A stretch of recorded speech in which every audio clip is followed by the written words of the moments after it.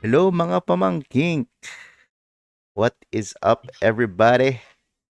Sa It's yellow. exciting ngayon ng ating community. Hindi lang sa local pati sa international kasi ang dami mga magagandang deck na lumabas Daming mula ganap. sa Richmond tsaka sa mga naganap na set champs, and yun ang i-discuss natin yan. Pero we're not gonna discuss yung mga nanalo necessarily. Although may mga nanalo, but we're just going to be embracing the jank, as the title of this episode says.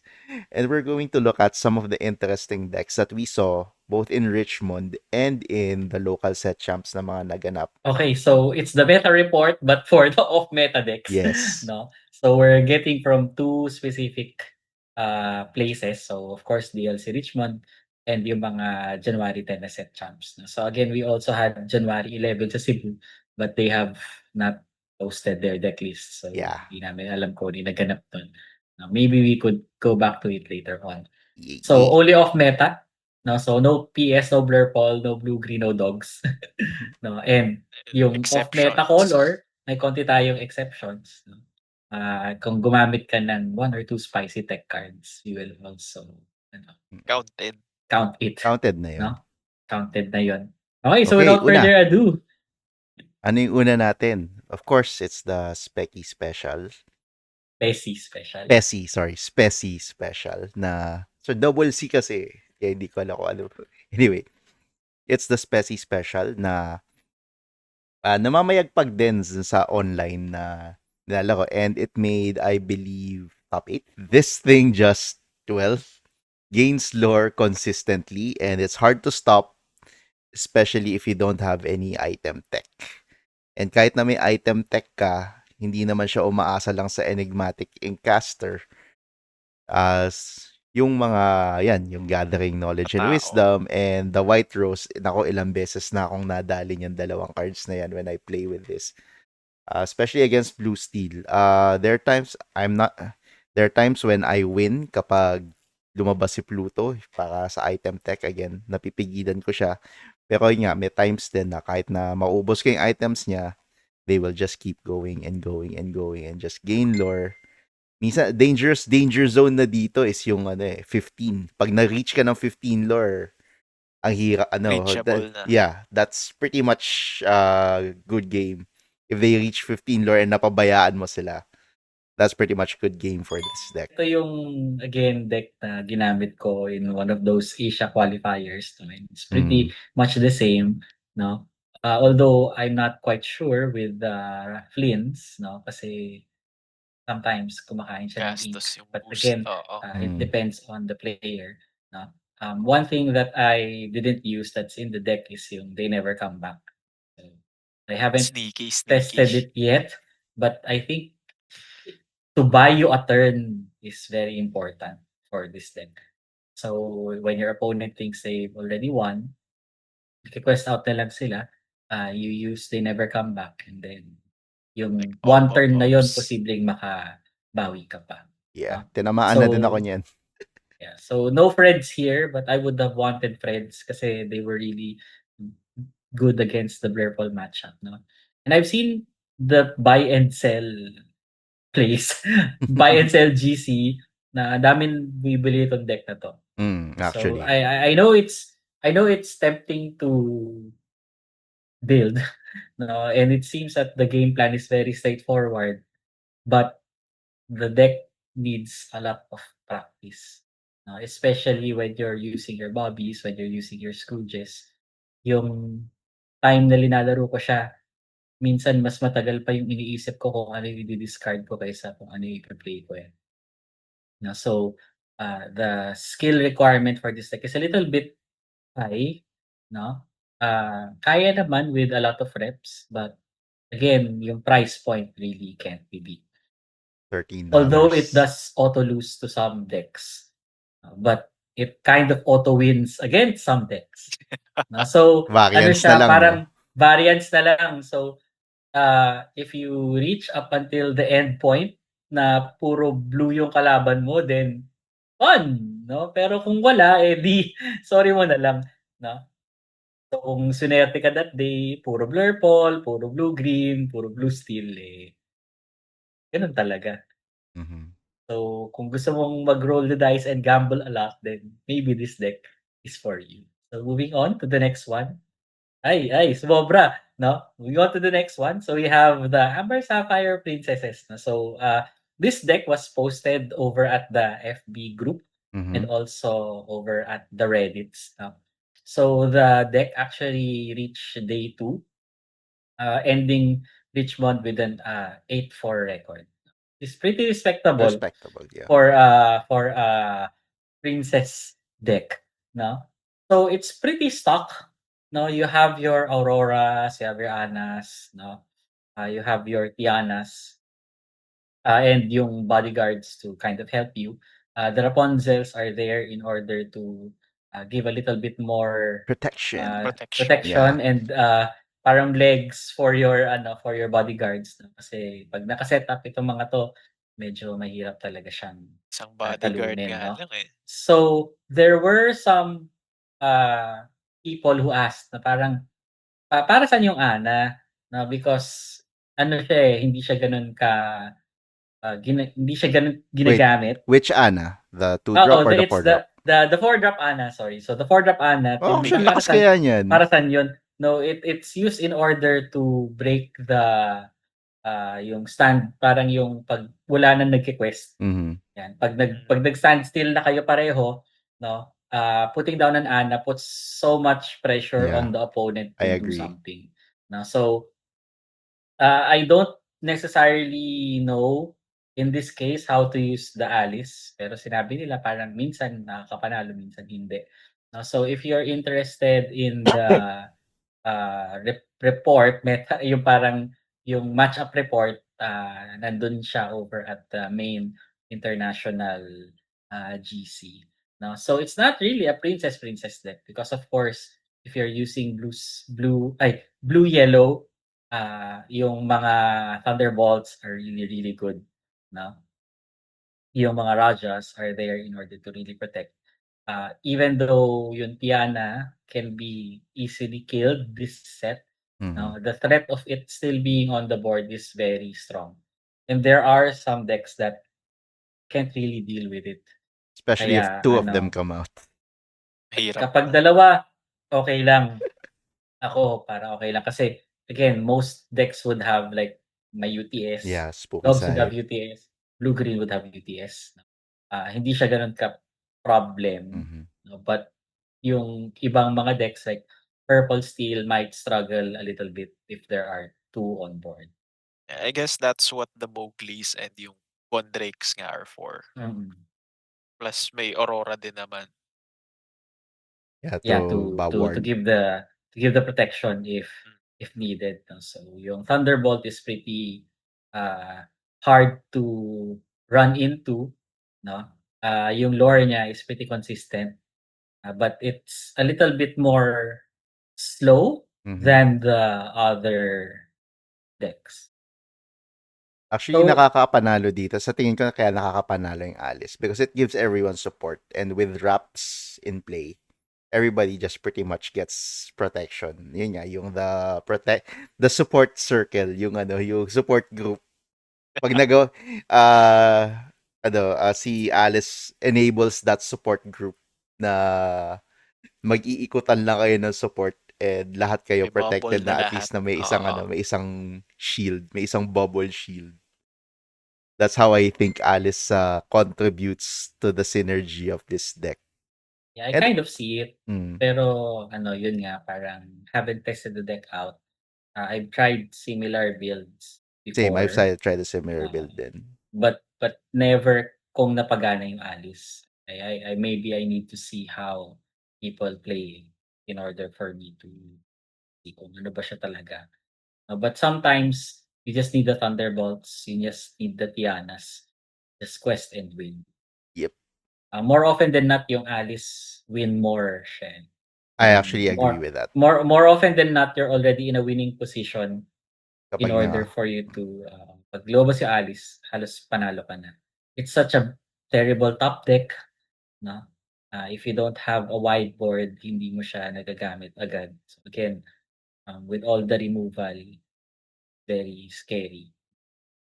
So one thing that came out in Richmond as well, and yun nga, para dun sa mga Tiana enjoyers, Tiana is actually really good protection against Demona. So, Oh isa yeah, yan that's sa true. isa yan sa Yeah. mga hindi napansin ng tao, but kung lumabas siya, parang okay na ano na naprotektahan niya yung sarili niya. Okay, so again, pretty standard, pretty stock, 'no? Kung gusto niyo siyang i-try, I know we have a lot of princess enjoyers sa mga ah, communities natin dito. Maybe something to look at, 'no? And at least nagpo-post siya ng results. Another one na nakita ko on stream, and I was like amazed at how well displayed, Actually, 'no? nakakalaban na rin ako nito online at I'm So also impressed by it. but it takes a special player to play Mm. this, 'no? So there were instances na kung saan parang sa loob-loob ko parang, "Why is he not questing with Ludwig?" Sabi ko, parang bakit hindi? Then the following turn, ginamit niya si Ludwig to Yeah, suicide onto bangga. somebody, Oo, nag-ink siya, tapos he had 2 trigger. chichas on board, so nag-draw 2 siya. Sobrang daming consistently drawing and having your hand full at the same time. I even saw him on his turn, have an ink runner, tapos yung Judy Hopps, ginamit niya para yung ink runner mapunta sa Search. inkwell Yung Ah, right to ano, trigger one ink, and then nag-ink siya to draw from chicha.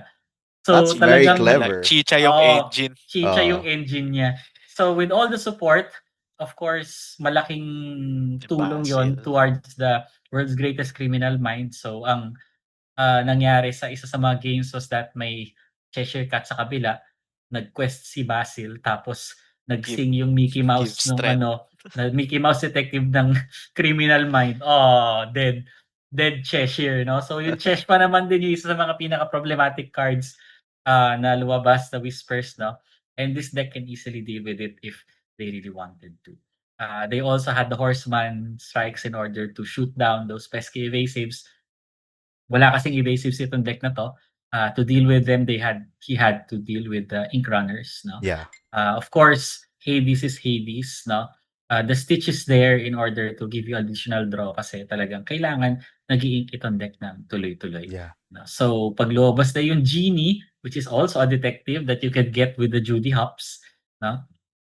Ano siya talaga, parang tuloy tuloy-tuloy lang, 'no? So, ah, yung Genie parang nakakatakot siyang lumabas ng 4/7 with 2 lore 4/7.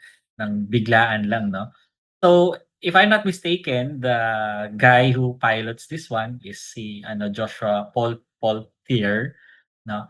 Which is yung konting trivia, siya yung pinakaunang DLC parang pinakaunang North American DLC champion, yun siya. Mm. Siya yung gumamit nung set 3 nung Perdita, tapos Yung okay. yung sinusuicide niya yung mga Cinderella para paulit-ulit niyang gamitin, 'no? So, yung kanyang mind nag-crack na naman ng isang weird na deck, 'no? Unfortunately, they were not able to get to day 2, Yeah. 'no? So ano, ang ending record nila was 5-3. Although again, So it's what I like about this is because of yun nga, the concept wherein you keep on inking. It enabled that top end kasi usually yung mga gantong deck walang Hades 'di ba? So ngayon now they can afford to put more Reachable na. yeah, a more consistent top end and a more powerful top end. And yun nga, with Stitch and Hades there. I was impressed when I faced this deck. Talaga, okay to I wanted to try it. Maybe one of these days, but I'm still testing different things now in preparation for DLC Hong Kong. So, yun, but I love how this deck works. And yun nga, the mind of its pilot. God. actually sinabi sa akin ni Chester, sabi ko parang when we were watching, sabi ko, "This deck is awesome." Sinabi ni Chester, "Iyan, wag mong gamitin 'yan." Kasi ano na naman, na-tempt na naman daw ako gumamit ng kung ano-anong deck, 'no? So, medyo hindi maganda yung performance ko with set champs last time. Kasi yun nga, gumamit na naman ako ng deck na hindi ko alam kung paano Ako ng gamitin. Tapos ito na practice. naman, Mm. gagamit na naman ako ng deck na hindi na naman marunong gumamit. So, mahirap ng Mag-practice ka mag-GG, ng kasi. back to back GG. Wala pong oras, sir. Puro It's a theoretical different lang. kind of fun. Oo. Yeah. Pero yun nga, parang the deck outside of the Hades, pretty cheap. Syempre, less T-pose to look for. You just have the sails, no? Everything else, halos abot kaya. Commons lang So, eh. Oh. something to think about. At sa sobrang daming ink nitong deck na 'to, there was a turn na 2 Judy Hops na 6 cost yung binaba niya magkasunod, 'no, na 12 ink. para saan galing yun, 'no? So, masakit yun, dalawa Yeah. nagsa-stack yung Judy Hops na yan. So, So, resist um, force. That's yeah, pretty much take unkillable. take that idea for what it's worth, 'no? Pero yon parang maraming shenanigans itong deck na 'to, ta's kailangan na siyang bantayan. Brilliant. I just put this in here because I am a secret Ayun, Ruby Amber enjoyer. ayun yung spicy card, no? Ayun, kita-kita. Yeah. And what made it, I mean, it didn't place well, but I just found it so interesting that they were trying to make the Black Cauldron work. Talagang, I mean, you have your standard na, yun nga, the Headless Horseman, Herc, your Stitches. Pero yun nga eh. Kasi, I think the concept that they're trying to go for here, although I've never seen the gameplay of this deck, but when I saw this, parang, okay, these are the routes that this guy wants to take, whoever made this wants to take, that they want to use the Cauldron so that they could use some stuff all over and over again. Na parang, lalo na yung Horseman. Yung Horseman, I think, yung pinaka kino-Cauldron dito eh. Kasi di ba, usually, it's easy to kill. It's easy to banish 4-2. Very easy to banish with pretty much any decent 2-drop challenger will 1-drop, 2-drop challenger could take it. But put it in the Cauldron and play it again. That's gonna be so painful. Recurring Horseman. I think it's interesting. I think this is trying to go more for board control. I think the folly of this deck is that I don't think it can quest very well in the early game. Talagang sa late game siya magko-quest. Kasi tingnan mo yung mga nasa top end niya, nandun yung mga two-lore questors niya. Yung mga nasa medyo low end, nasa 4 na. With the exception of si Sisu. So, yun yung it's a mid-game to late-game deck. I just find it so intriguing and I wanna try it out. Because meron din akong Ruby Amber build, although way different from this. Still using the Horseman, still using Hercules. Well, yun nga, okay siya. I understand yung concern na yung early questing nga might be different. Like, for example, nakakalaban ito ng aggro.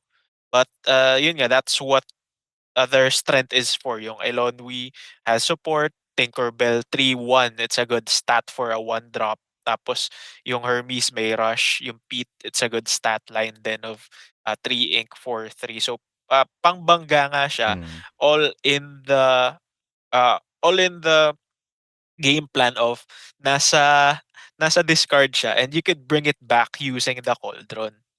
So, yes, yun yung concerns, but I believe pag umabot ka ng late game, dun ka may fighting chance nga kasi at 4 ink above, andun na yung mga pieces mo, the Hercs and the Horseman, tapos yung mga bigger pieces that can really change the game to your favor.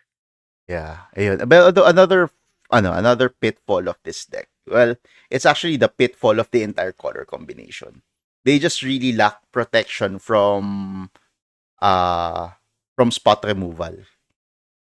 Kasi like, I mean, of course, may protection sila sa damage spot removal. But for removal na like Hades or Dragonfire even its own, walang protection ang Ruby Amber. So yun yung pinaka challenge with any Ruby Amber build. It's mitigating that or avoiding that. And I guess that's what Mowgli is for. Pero nga paano mo may iwasan si Hades? Yun lang. But again, it's just interesting, and I hope that this this makes the Cauldron a bit more relevant. Nakakatawa lang that it becomes relevant. If it becomes relevant.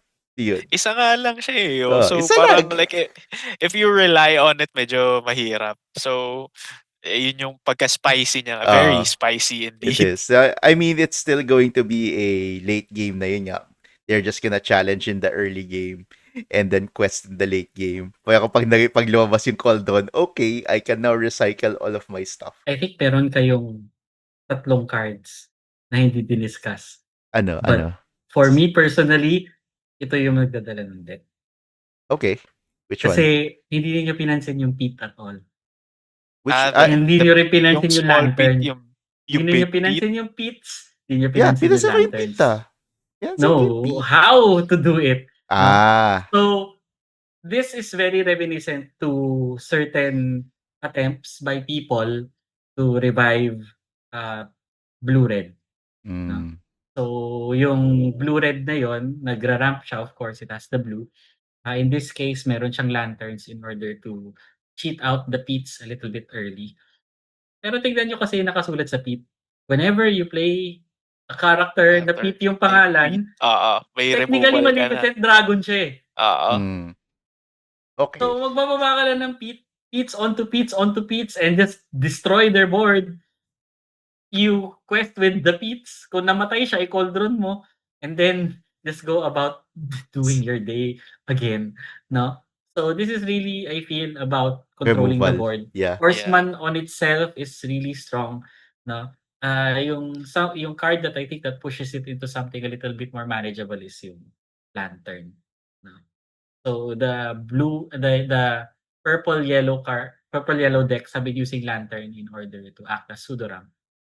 And I feel that the deck also works similarly. A few things that I would like to add, I would probably lean into the Petes, no? So we can use yung Pete freebooter yung in place for yung 5 drop. Yeah, the 3-drop that's 5/2.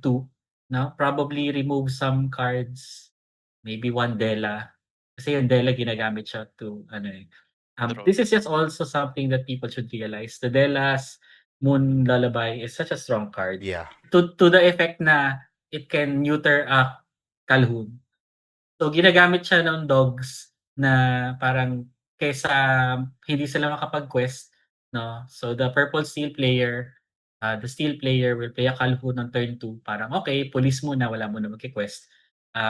The following turn, yung Mowgli, yung Ursula will sing a Dela. -2 yung Calhoun. Now you have a 1/2 Calhoun that can't do anything.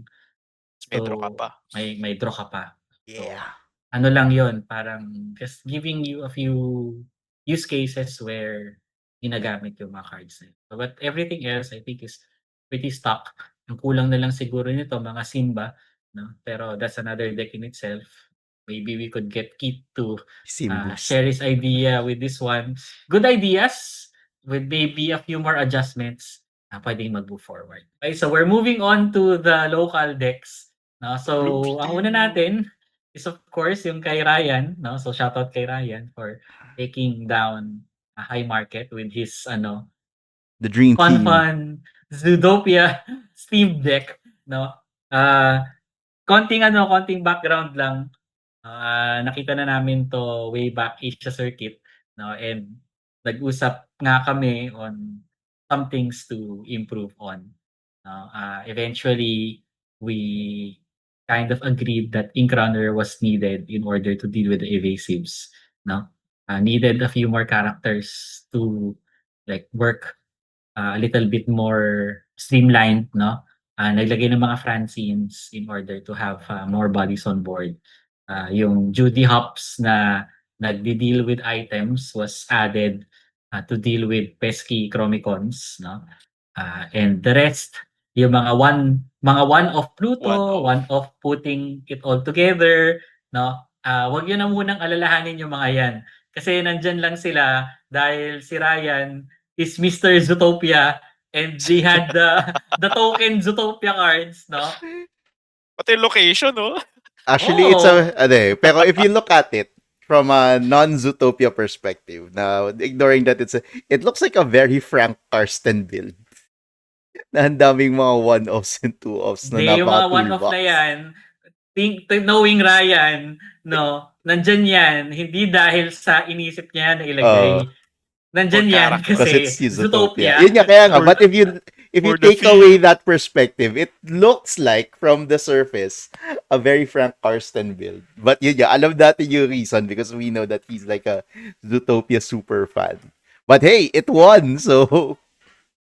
Of course, it could have won faster. Sorry, Ryan. No? If streamline niya, no? So, syempre, minus Zootopia, minus Puting, +1 more Basil, no? +1 more Donald, could have helped with the consistency of the deck, no? But yun nga, he's been repping this deck for a while.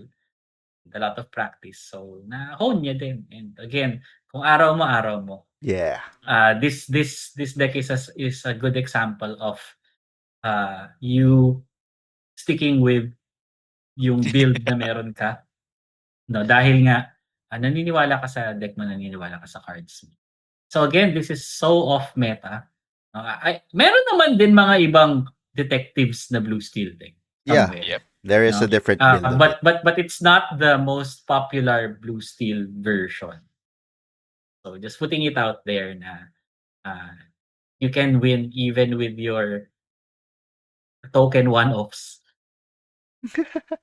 Pero sinabi ko kay Ryan talaga, ako alam ko kung para saan yung mga one-off na yun, hindi mo kailangan i-explain sa akin. Tawanan na lang kami, no? But shout outs to you for, again, doing really well for set champs.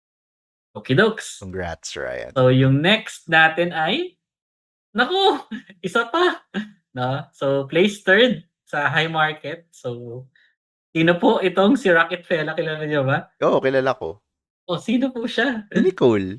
Of course, Si no? Nicole, ang ating good friend of the channel, Nicole. Hi.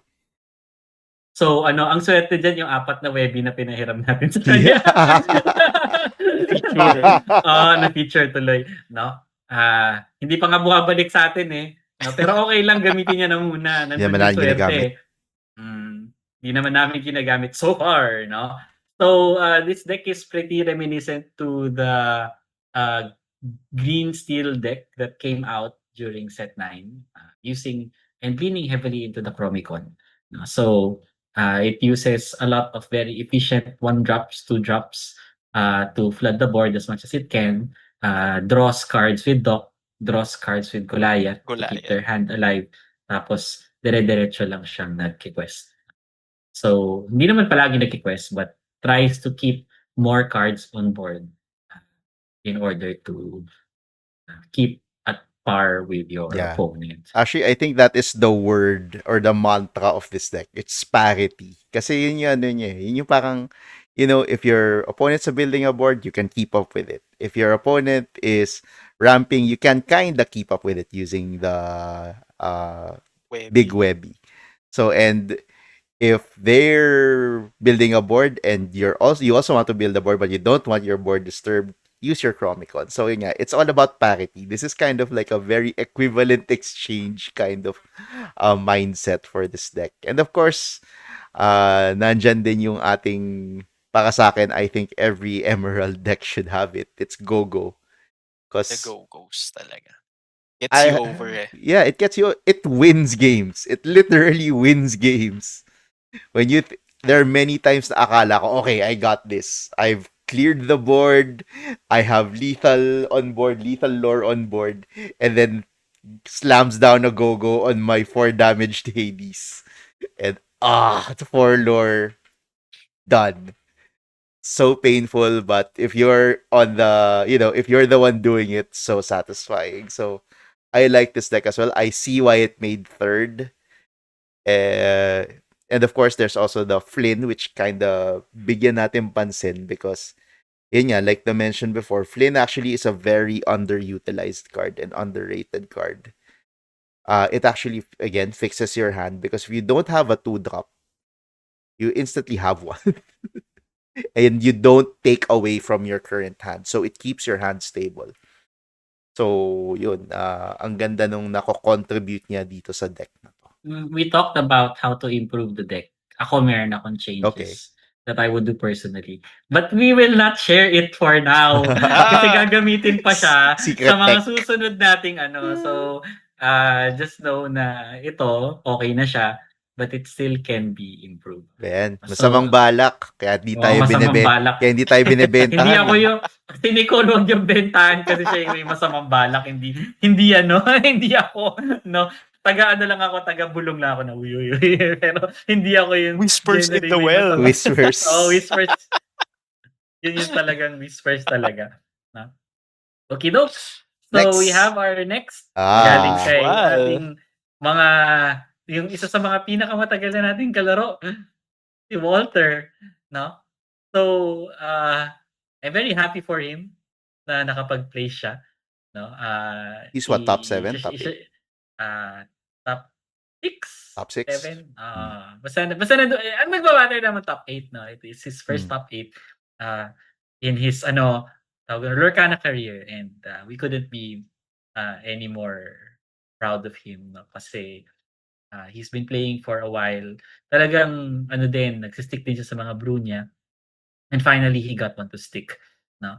So, ikaw BJ, ano masabi mo dito? It's very similar to a Yeah, deck that we have discussed yes, it is or have introduced before. it is Purple Steel Locations, the location version wherein you're just gonna spam the fairy ships, the library, the Akasa. Illuminary tunnels, all of those, and then power up your John Silver. Although yung gusto kong tweak niya dito is yung yung the instant lore gains, which is yung Gathering tsaka yung White Gathering. Rose. White Rose. Kasi Cobra. nga pag nabitin ka 'di ba? Yun yung panghabol mo. So, yun nga, it's something that will just surprise your opponent. Of course, na-enable din to because of the new cards like the guidebook, the Junior Woodchuck guidebook that just draws you more cards. Kasi yung problema sa build na to is it doesn't have access to the usual card draw engines of Purple, of Amethyst. So, yun yung pang-compensate niya, which is the Chromicon and the guidebook. They don't have the genies, they don't have the Dumbos. This is a good budget deck that works without a Dumbo. So, and it did work, got good placing in the set championship. So, congratulations, Walter. Again, proud of you for sticking with this. Sticking to your guns. Yeah. No? A few things that I think could be improved, and I feel that kahit si Walter alam niya kung ano yung kailangan i-adjust. Kasi syempre, yung pains can be changed to palace cards for better More consistency, palace no? cards. I know that parang kulang yun yata siya ng Cobra na isa. Kaya Tatlo lang. Mahirap maghanap one more, di ba? Yung, I don't know how the Zeus worked for him. Same. But That's kung my ako, Usually. hindi ko alam kung okay siya, kung ganun siya ka-okay. So ako, I would maybe cut the Zeus, maybe add one more Dock, maybe add one more Gathering for a little bit more consistency. No? Kung kayang maglagay ng mga Hanimaren, I guess pwede din kasi medyo papunta na siya doon. I'd add a few more libraries if I can. Yung Illuminary Tunnels, kung kaya rin magdagdag, magdadagdag din ako. No? But everything there is pretty much stuck. I'd probably move the guidebook and change them to Chromicons kung ako, for a little bit more card draw. Straight Kasi ano na lang. just straight up, Chromicons yeah, na lang. straight up draw and then just put everything down. You'd have the ink to move characters onto your locations for extra effects. No? So, nandun siya. So, kasi kung kaya mo naman i-spam yan ng sunod-sunod, then nakatulong siya sa'yo. Kapag marami talagang lore on board, then maybe Castle Wyverns for Oh yeah, Castle Wyvern. I agree with that. Great Illuminaries. So, but definitely I feel that you could up the library count. But again, I do understand that it might be a card thing, but those things are pretty easy to find if you know who to ask. So, congrats pa rin for, again, and this is again to everybody na you don't really need an optimized deck. You just know kung ano yung mga cards na pwedeng piliin, stick with the plan, and then just do it. Kasi talagang yung John Silver naman kasi talaga yung magdadala dito eh. Pag hindi talaga siya masagot, then you're in for a bad time. We have another one. Ano yung Ah, next? The set so, champs. yung ano naman, galing naman sa Kaikan, kailangan may representation tayo from doon. No? So, ito yung ito yung deck na matagal nang binubrew ni paring Jasen, no? Jasin. We've seen several versions of this already, no? So, yung pinaka feeling kong not really spicy but hindi pa natin gaano nakikita is yung Next Stop Olympus. So, yung pinaka combo niyan is you have a Maui in play, you cast Next Stop Tatayo. Olympus on him, no? Probably may Demona in play as well, no, to exert everything, and yeah. then you just use your Maui to challenge Wipe. into everything Mm. that is on the other side. Of course, kapag meron kang Herc, Even better. then even better, no, hindi na The namamatay damage, yung yeah. Maui mo possibly. Yung magical maneuvers ginagamit siya in order to exert something on the other side. So it's a pretty amethyst strategy, Exert. throwing in the Mauis, tapos meron siyang konting reach, no? I know that this has been a pet deck of Jasen for a Yes. while. Yeah, so parang talagang yung Maui, alam ko gusto niyang paganahin. Pero So matagal na kayo, naman ano bang... natin na discuss yung di ba, yung potential ng Next Stop Olympus. Yeah, but nobody sa used it. Nobody used it nga eh. And I think the Next Stop Olympus na pinag-usapan natin was using a steel shell na meron Steel. kang yung One Last Hope. Yeah. As the combo starter. Ito kasi yung Herc na Yung Herc, legendary yung ginagamit as the initial protection, na which I think looking Works. at it seems to be the better choice kasi Can't deal on damage curve on curve naman, it seems like it's on curve. Maui pretty much one shots almost everything. If you have a Lumiere in play, 8 is a lot. Yeah, No, that can kahit kill sino, Vincenzo. it can kill a Tsaka yung Vincenzo. yung Horseman din pumps. So like everything yeah, na correct. mapapatay mo, tataas lang ng tataas. There's a lot of synergies here that's really worth marami exploring. And I like it. Again, Next Stop Olympus, yung i-recycle mo na siya, i-recycle. And Next Stop Olympus can win games. In my other deck, yun nga, yung Ruby Amber ko na pet deck na I keep secret, but I will reveal that it has Next Stop Hey! Olympus in it. Nanalo na ako ng game using Next Stop Olympus na kinwest ko yung character, use Next Stop Olympus, and then challenge to get that last lore. So yun yung that's instant 3 lore. And with Maui that's 4. 3 pa din. Sorry. Ay, na-reveal ko na 2 lore questor yung ginamit ko. Mystery pa rin. Mystery pa din. Anyway. Tapos ayun nga, with this deck, like, mention ko na lang din since one-off nga, yung ako yung token racer eh. So may Vanellope na evasive. So one-off lang, pwede madumbo, 3-1 din. So maybe pwedeng gumana din with a Headless Horseman. Sasapak lang din ng malaki, given a chance. So like, sneaky. Plus sa Kaikan nga. So nakasilip ako nung ginagamit ko. Nga and pala, medyo nag-Kaikan ka. saglit lang. So yeah, okay yung okay siya. Medyo, I mean, ako kasi I don't see myself using medyo big brain yung mga ganito eh. Kaso intense yung laban nung nakita ko to. Napansin ko lang, Jasen really loves his three ops. Actually. Yeah. He really loves his 3 ops. I don't even know if I don't even know kung nag-Legend of the Five Rings siya before. Kasi kami yung mga L5R players, mahilig kami sa 3 off. Kasi yun yata yung max. Yan yung max. Kung ako mag-edit nito, I'd maybe cut a Herc for another Diablo. I would agree with that. I'd cut a Herc for a Diablo. Yung Hades, I'm not quite sure about it. Maybe you could cut some. I'd cut a Pirate's Life or something else. Maybe another genie. Kasi syempre, genie is still genie. Pirate's Life is just there to to To actually finish delay. off the game. Delay or finish Delay, off. finish off the game. I see it as a finisher kasi Mm. talagang kung pabibitin ka natin sa magpa-pirates. So just to kind of wrap things up, so this is our last deck. We could talk about these things for forever, no? But syempre meron tayong oras na hinahabol. But main concept natin dito is to show the community that you don't really need to use a meta deck Embrace the in jank. order to Plus place this well. coming weekend may may mga upcoming pa. So baka may bagong decks nga din. Ako for sure may bago akong dala. So Nice. So by Looking the time forward. na lumabas yung episode na to, tapos na yun. Oo. So magkakaalaman na lang tayo kung ano yung naganap. No? So minsan, you bring a junky deck, nothing happens. Minsan, makakaisa ka rin katulad ni Ryan. Araw mo talaga. Yeah. Ayan. What's important is you Okey-dokey. have So, fun. mukhang nag-enjoy naman si Ryan sa kanyang mga one-offs eh. sa kanyang Zootopia deck. I'm not sure if he actually played a Zootopia. I'm not even sure if he played that clues card at all.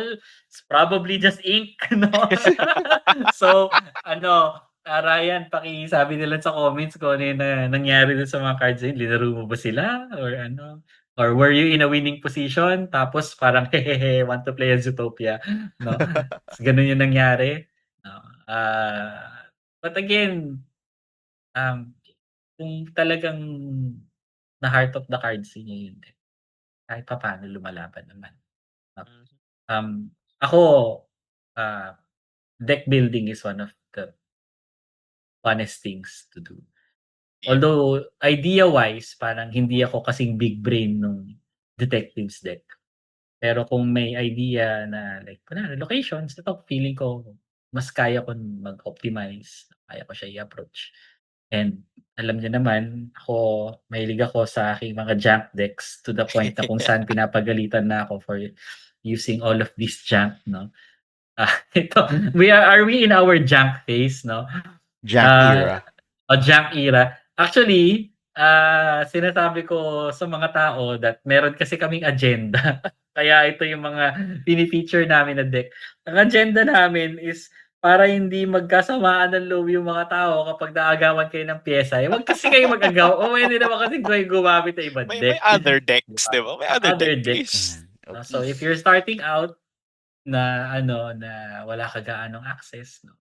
Kung may pera ka, then sige. Pero kung hindi ka makahanap ng pyesa, there are other avenues. So, diyan na muna po nagtatapos ang aming pagtingin sa mga decks, no, ng mga tao. Moving forward, we will be doing a lot more of this. So, pinag-usapan namin ni Bea, ayaw natin mag-meta, pero parang hindi maiwasan, no?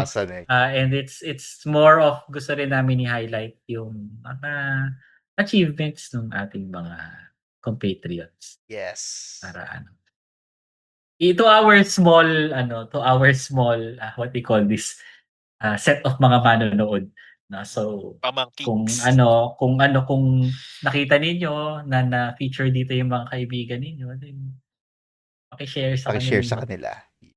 Makitayo. Like and subscribe. Like, subscribe. So just a reminder to people, no? So yung 2 remaining set champs natin will be January 24 sa Habi Stadium and then February 1 sa Portside Galleria. A lot of us won't be there sa Galleria. Palaki ng palaki yung numero ng mga tao na wala ng Feb 1, no? So iba yung trip namin sa buhay, no? Pero we will see, no? So Na-demonyo nga ako eh. Okay. Hindi dapat ako pupunta eh. So in any case, 2 more chances, no? Please attend if you can to have some funsies. Okay, so just a reminder to everybody, again, every week ipo-post namin itong general event schedule. So again, high market, no? Palagi nagpo-post si Ken doon sa GC. So just please do check it out. So may Infinity yata sila this weekend. So tapos na by Tapos the time na by the lumabas. time So, yeah. but may Infinity pa din. So ako, I plan to attend one of those kasi I want to dust off those Diablos, no? Sayang Nakakamiss eh. na silang gamitin. Nakakamiss na mag first turn Diablo, ship Diablo, tapos Sun and Chill. Nakakamiss nang gawin, no? They also of course have the franchise and then they have the 3v3 or basta yung multiplayer Multiplayer. ones, no?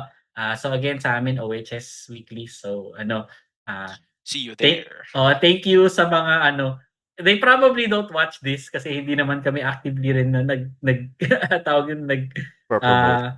promote, no? Pero mukhang nadagdagan na kami doon enough to keep us alive every week, no? Yay! Let's go. So thanks sa mga pumunta. Sana madagdagan pa tayo, no? So again, you can see us at OHS and Infinity Games Wednesdays and Fridays in any combination of your Lorcan Tito. So again, Rogue's Passage pa din on the 24th and 31, which may or may not be attended by a Lorcan Tito. Depende sa sa mga ganap. Kasi na kami, parang unfortunately, 31? nag-DLC mode na kami. 31 malamang wala kami diyan. Wala Sure kami kami na ng wala kami 31. diyan. Wala kami ng 31, no? Nandun kami sa other place, no? But of course, before umalis, please join the Asia Circuit main event sa Courtside Galleria. Attend lang kayo kasi hindi niyo alam kung may mangyayari or hindi. Prices up to top 16 medyo magaganda pa yung prices. So, might as well Do it. attend, no? So ito, medyo malaki na rin yung event na to. So just to remind people that yung Poi Collect Alorcana event over at Cubao is still in play, no? Ang huling sabi ni Michael is 100 people na ang Wow, that's a lot. register. Laki. That's a lot. And parang more than half are new players. So Nice. something to look Good. forward to. So with that, again, open kami to your questions. Delay na ng delay ito. Naiipon na yung mga kailangan namin ipamigay. No? So, paki-drop na lang po ang inyong mga tanong. And then we'll get back to you guys once it's already done. But that's technically it. No? So, I hope you enjoyed our discussion and our highlights for the community. If you wish, and if you like the format, then please drop us comment We over appreciate your the feedback. video. Appreciate the feedback. No? So kung kaya ninyong i-sub pa, again, there's like 20% of you that are not subbed but watching. No? So paki po. No? Pindutin nyo. Now that we're on the other side na kami naman na yung content creator, para laking bagay niya pala. No? So please subscribe. No? So help us. Help us grow the channel. That's it. Thank you very much, mga pamangkink. See you again next Okey-dokey. week. Bye-bye. Bye-bye. Bye.